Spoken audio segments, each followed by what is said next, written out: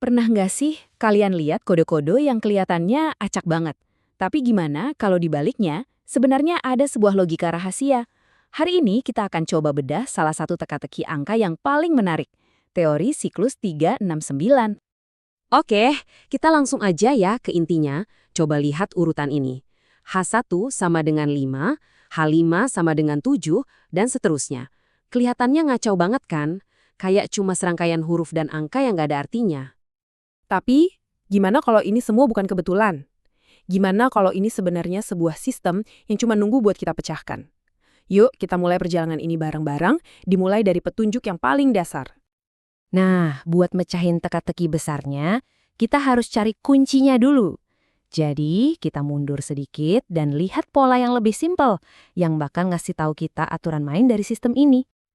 Penyelidikan kita mulai dari satu angka, 9. Kenapa 9? Soalnya, di dalam sistem misterius ini, semua jalan tuh kayaknya selalu balik lagi ke angka ini. Kita cari tahu yuk kenapa? Baik, operasi pertama dalam siklus ini simple banget. Kita ambil angka 9, terus kita bagi 2, atau kita cari setengahnya. Hasilnya ya jelas 4,5. Tapi, nah disinilah sistem ini mulai nunjukin keunikannya. Perhatiin baik-baik ya, karena ini trik pertama dari teka-teki ini. Bukannya diperlakukan kayak angka desimal biasa, sistem ini punya aturan yang agak aneh. Tanda komanya itu diabaikan. Atau gampangnya, dibuang aja. Jadi, 4,5 itu langsung kita anggap sebagai 45.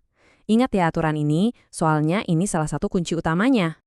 Sekarang kita ke langkah kunci yang terakhir.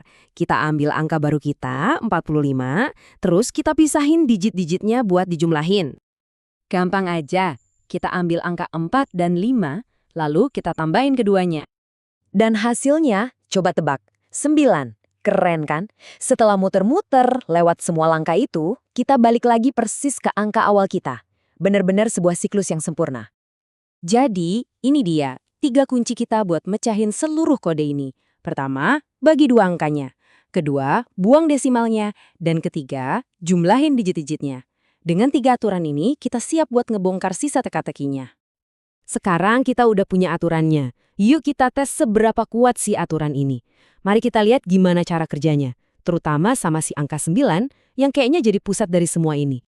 Coba deh lihat ini. Aturan penjumlahan digit ini ternyata sakti banget ya. Ambil contoh perkalian.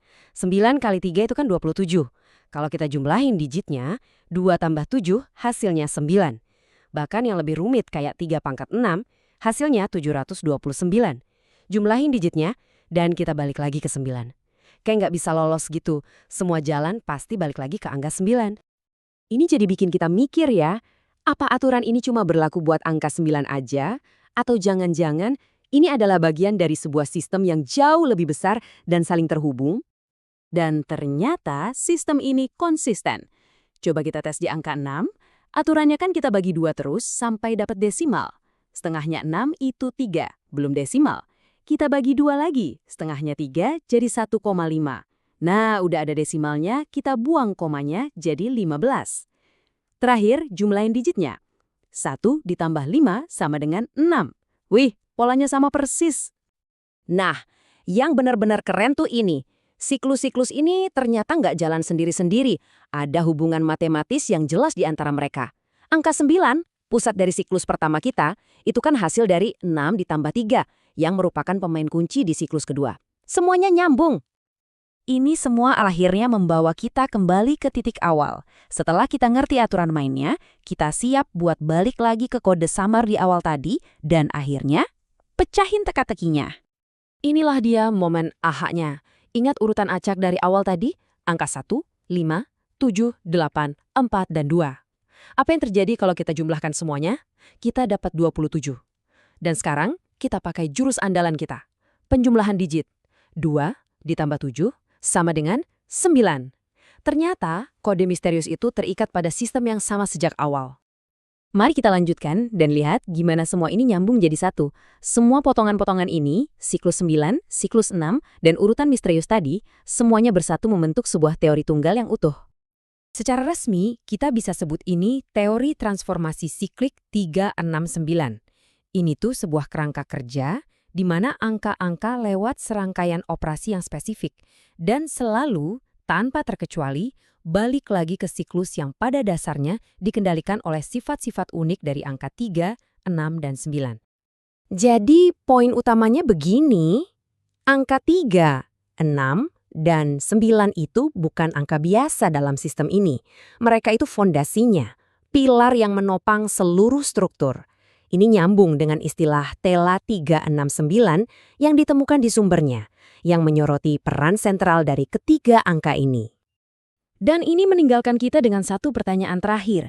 Apakah kita barusan cuma menjelajahi keanehan matematika yang menarik? Atau mungkinkah angka-angka ini, 3, 6, dan 9, memegang kunci untuk memahami pola-pola yang lebih dalam dan fundamental yang mengatur alam semesta di sekitar kita? Sesuatu untuk direnungkan.